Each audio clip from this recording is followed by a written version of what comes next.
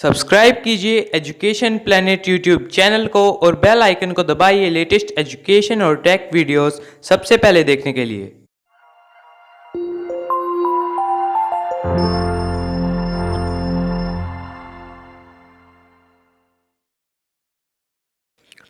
प्रिय विद्यार्थियों, कक्षा 6 एसएसटी की बुक उसका हिस्ट्री जो पार्ट है उसका चैप्टर नंबर 2 है आखेट खाद्य संग्रह से भोजन उत्पादन तक। उसके प्रश्न उत्तर इस वीडियो में हम करेंगे। इससे पहले का जो वीडियो था उसमें हमने इस पाठ को पढ़ा था। तो आइए इसके प्रश्न उत्तर प्रारंभ करते हैं।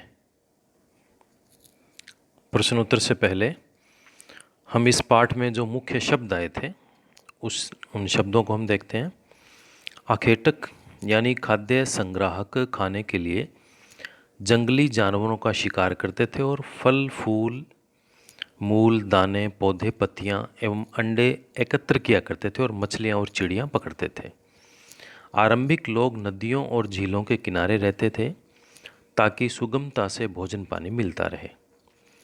बारिश धूप और हवाओं से राहत पाने के लिए ये लोग गुफाओं और कंदराओं में रहते थे। कुरनूल गुफा में राख के अवशेष मिले हैं। इनसे पता चलता है कि आरंभिक लोग आग जलाना सीख चुके थे। कुछ गुफाओं में शैल चित्र मिले हैं।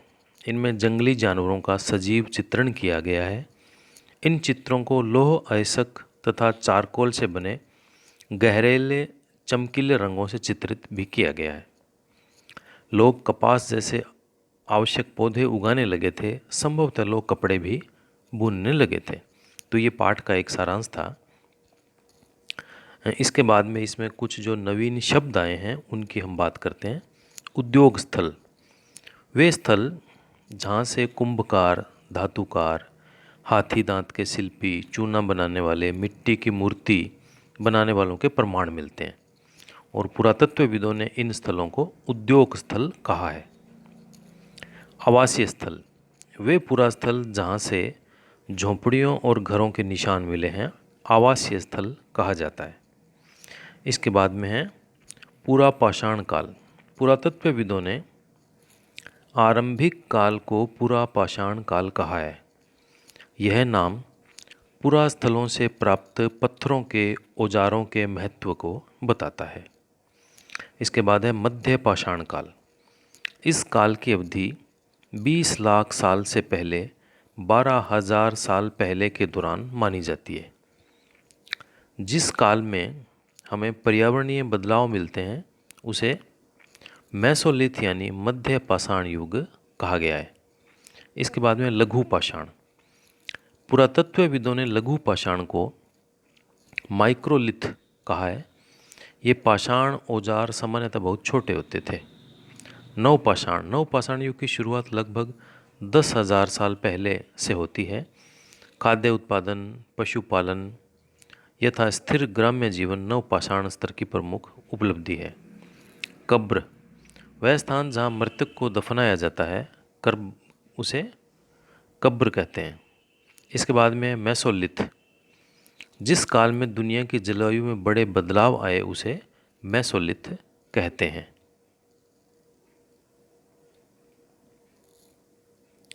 इसके बाद में इसकी कुछ महत्वपूर्ण तिथियां।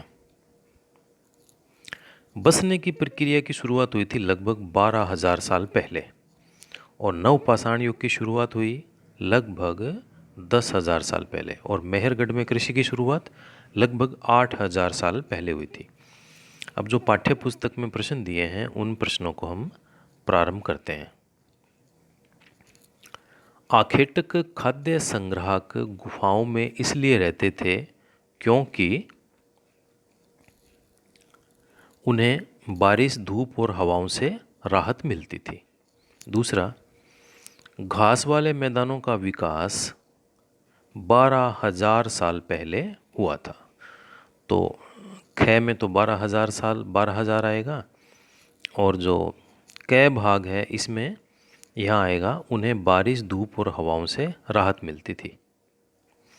इसके बाद में दूसरा प्रश्न है खेती करने वाले लोग एक ही स्थान पर लंबे समय तक क्यों रहते थे? इसका उत्तर होगा, जब लोगों ने खेती करना शुरू किया तब उन्हें बीज बोने से लेकर फसलों के पकने तक उनकी सुरक्षा के लिए एक जगह लंबे समय तक रहना पड़ता था।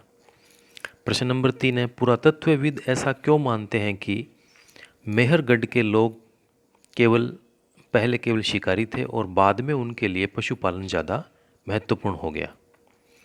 इसका उत्तर होगा, पुरातत्वविदों को मेहरगढ़ के पुरास्थलों से जंगली जानवरों जैसे हिरण, सूअर की हड्डियां मिली है। इसलिए पुरातत्वविद यह मानते हैं कि यहाँ के लोग पहले शिकारी थे, लेकिन बाद में चौकोर तथा आयताकार घरों के अवशेष भी मिले हैं और प्रत्येक घर में 4 या उससे ज़्यादा कमरे हैं। संभवतः इनमें से कुछ कमरे भंडारण के काम आते होंगे। इस क्षेत्र में लोगों ने सबसे पहले जौ, गेहूँ उगाना, भेड़ बकरी पालना सीखा था। अब इसका चौथा प्रश्न है, आखेटक खाद्य संग्राहक एक स्थान से दूसरे स्थान क्यों घूमते रहते थे?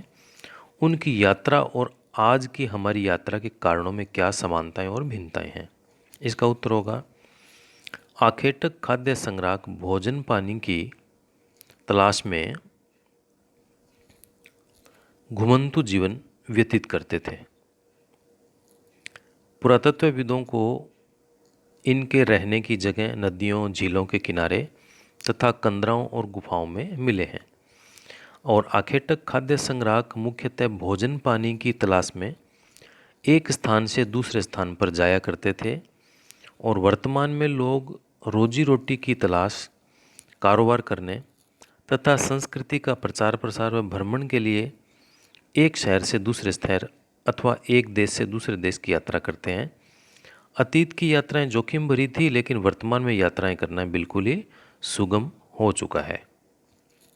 अब पांचवा प्रश्न है, आखेटक खाद्य संग्राहक आग का उपयोग किन किन चीज़ों के लिए करते थे और क्या तुम आज आग का उपयोग इनमें से किसी चीज़ के लिए करोगे? इसका उत्तर होगा कि आखेटक खाद्य संग्राहक आग का उपयोग प्रकाश के लिए, मांस को भूनने के लिए और खतरनाक जंगली जानवरों को दूर भगाने के लिए करते थे। वर्तमान में हम भी आग का उपयोग जरूरत पड़ने पर खतरनाक जंगली जानवरों से सुरक्षा के लिए करेंगे। यद्यपि प्रकाश के लिए और भोजन बनाने के लिए बिजली के बल्ब, सोलर लैंप एवं घरेलू गैस का उपयोग का प्रचलन हो चुका है, इन सब के अभाव में हम आग का उपयोग करेंगे। अगला प्रश्न है, कृषकों पशुपालकों का जीवन आखेटक खाद्य संग्राहकों के जीवन से कितना भिन्न था? 3 अंतर बताइए। अब कृषकों और पशुपालकों और आखेटक खाद्य संग्राहकों के जीवन में 3 मुख्य भिन्नता निम्न प्रकार से है। पहला है, कृषकों पशुपालकों का निवास स्थायी था, जबकि आखेटक खाद्य संग्राहक खानाबदोश जीवन व्यतीत करते थे। एक स्थान से दूसरे स्थान पे उनका घूमना चलता रहता था। और दूसरा है, कृषक पशुपालक भोजन के लिए अन्न उपजाते थे तथा मांस, दूध के लिए पशु पालते, जबकि आखेटक खाद्य संग्राहक भोजन के लिए जंगली जानवरों का शिकार करते और फल मूल, दाने और अंडे एकत्र करते थे। तीसरा है, कृषि पशुपालक कपड़े पहनने लगे थे क्योंकि कपास जैसे आवश्यक पौधे उगाए जाने के प्रमाण मिलते हैं और आखेटक खाद्य संग्राहक जानवरों की खाल सिलकर पहनते थे।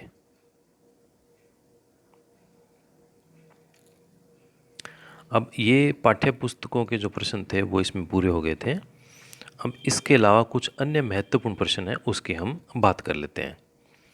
जैसे भीमबेटका कहाँ स्थित है? तो इसका उत्तर होगा आधुनिक मध्य प्रदेश में।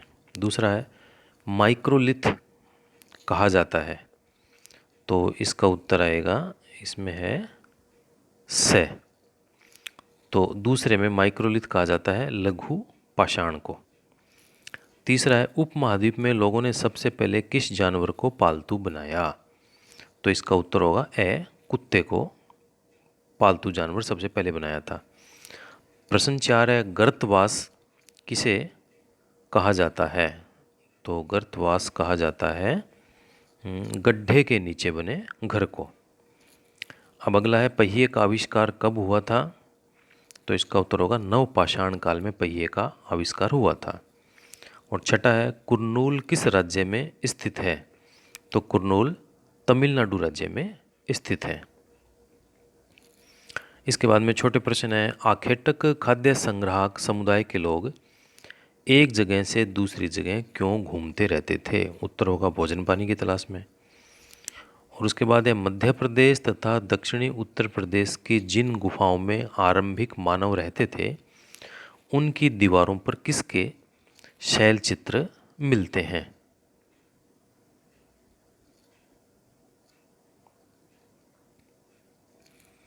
तो इसका उत्तर होगा, इस प्रकार की गुफाओं में जंगली जानवरों विशेषकर घोड़े, गाय, भैंस, गैंडा, रेंडियर, बारहसिंगा और सूअरों को गहरे चमकीले रंगों से चित्रित किया गया है। तीसरा प्रश्न है, पुरातत्वविदों को यह कैसे पता चला कि आरंभिक मानव आग जलाना सीख गया था? तो कुर्नूल की गुफाओं से राख के अवशेष मिले। इसका तात्पर्य है कि आरंभिक मानव आग जलाना सीख गए थे। चौथा प्रश्न है, नवपाषाण युग के उन दो उपकरणों के नाम बताइए जिनका प्रयोग आज हजारों साल बाद भी किया जाता है। तो ये है ओखली और मूसल। मेहरगढ़ कहाँ स्थित है? ईरान जाने वाले सबसे महत्वपूर्ण रास्ते बोलन दर्रे के पास एक हरा भरा समतल स्थान है जो मेहरगढ़ के नाम से जाना जाता है। और छठा है, किन पुरास्थलों पर आखेटक खाद्य संग्राहक होने के प्रमाण मिलते हैं? तो भीमबेटका, हुंसगी और कुर्नूल पुरास्थलों से आखेटक खाद्य संग्राहकों के होने के प्रमाण मिलते हैं। इसके बाद में लघुत्तरीय प्रश्न है, आखेटक खाद्य संग्राहक समुदाय ने पत्थरों, लकड़ियों और हड्डियों के औजार किस लिए बनाए? तो आरंभिक मानवों ने इन औजारों अथवा हथियारों का उपयोग लकड़ियां काटने, झोंपड़ियां बनाने, फल फूल काटने, हड्डी और मांस काटने और जंगली जानवरों की खाल उतारने के लिए किए थे। अगला प्रश्न है, आरंभिक मानव गुफाओं व कंदराओं में क्यों रहते थे? तो आरंभिक मानव बारिश, धूप और हवाओं से राहत पाने के लिए गुफाओं और कंदराओं में रहते थे। अगला है, आरंभिक मानव गर्तवास क्यों बनाते थे? पुरातत्वविदों को बुर्ज होम, वर्तमान कश्मीर में ऐसे पुरास्थल मिले हैं जहाँ आरंभिक मानव गड्ढे के नीचे घर बनाते थे जिन्हें गर्तवास कहा जाता है। इसमें उतरने के लिए सीढ़ियाँ होती थी। इन घरों से ठंड के मौसम में सुरक्षा मिलती थी। चौथा प्रश्न है, नवपाषाण युग में किस तरह के बर्तन बनाए जाते थे? इसका उत्तर है, नवपाषाण युगीन पुरास्थलों से कई प्रकार के मृद भांड मिले हैं। कभी कभी इन बर्तनों पर अलंकरण भी किया जाता था। धीरे धीरे इन बर्तनों का उपयोग लोग खाना बनाने के लिए भी करने लग गए थे।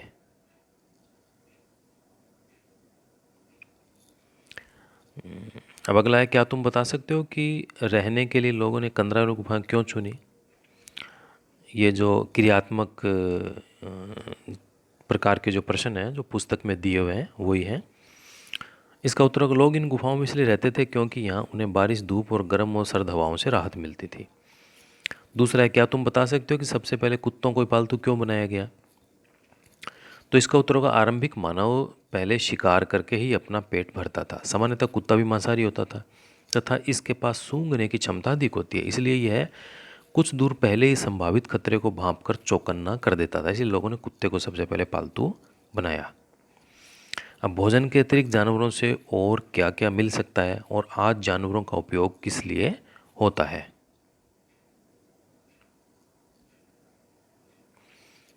तो इसका उत्तर होगा, जानवरों से दूध प्राप्त हो सकता है जो भोजन का एक अच्छा स्रोत है। इसके अलावा जानवरों से हमें मांस एवं चर्म भी मिलता है। वर्तमान में लोग जानवरों का उपयोग विशेषकर मांस, दूध और यातायात वाहन के लिए करते हैं। इसमें अगला प्रश्न है, मेहरगढ़ के घर शायद ऐसे दिखते हो, तुम जिस घर में रहते हो उसके साथ इस घर की क्या समानता है? तो मेहरगढ़ में चौकोर अथवा आयताकार घरों के अवशेष मिले हैं। प्रत्येक घर में 4 या उससे ज़्यादा कमरे हैं जिनमें से कुछ संभवतः भंडारण के काम आते होंगे। मैं जिस घर में रहता हूँ वह भी चौकोर है। मेरे घर में भी 4 कमरे हैं। एक और छोटा सा कमरा है जिसमें पूरे वर्ष के लिए अनाज की सामग्री रखी हुई है। और पांचवा, क्या तुम कल्पना कर सकती हो कि इस पात्र में क्या रखा होगा? संभवतः इस बर्तन में लोग दूध, चावल, दाल अथवा मांस आदि रखते होंगे। एक ये बड़े भांड का चित्र था। इस चित्र को देखकर ये प्रश्न इसमें पूछा गया है। अगला है कि कल्पना करो तुम आज से 12,000 साल पहले पत्थर की एक गुफा में रहते हो और तुम्हारे मामा गुफा की भीतरी दीवार पर चित्र बना रहे हैं और तुम उनकी सहायता करना चाहते हो। तुम रंग बनाओगे, रेखाओं खींचोगे, फिर उसमें रंग भरोगे। तुम्हारे मामा तुम्हें कौन कौन सी कहानियाँ सुनाएंगे। मेरे मामा गुफा की भीतरी दीवार पर जंगली जानवरों को बड़ी कुशलता से चित्रण कर रहे हैं। मैं रेखाएं खींचने में उनकी मदद करना चाहता हूँ। मेरे मामा मुझे जंगली जानवरों के शिकार संबंधी, पत्थरों, लकड़ियों और हड्डियों के औजारों के बारे में, फसल उगाने के संबंध में तथा पशुपालन सीखने के संबंध में कहानियाँ सुनाएंगे। एक इसका अंतिम प्रश्न है जो मानचित्र से संबंधित है। भारत के मानचित्र में निम्नलिखित पुरास्थलों को दर्शाइए। भीमबेटका, कोल्डी हवा, मेहरगढ़, चिरांद, हुसंगी, कुरनूल गुफाएं, बुर्ज होम और आदि चनलूर। तो ये भी हम आपको इसमें अगले में नेक्स्ट स्टेप।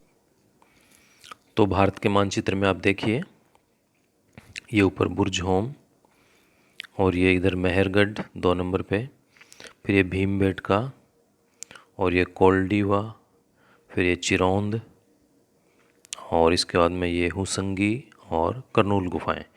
ये जो इसमें लाल घेरे में जो स्थान बनाए गए हैं वो सारे के सारे, एक ये नीचे और है आदि चनलूर।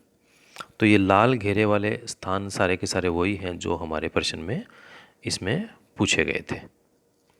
तो इस प्रकार से इसके प्रश्न उत्तर हमने पूरे किए हैं। कुछ और प्रश्न भी बन सकते हैं।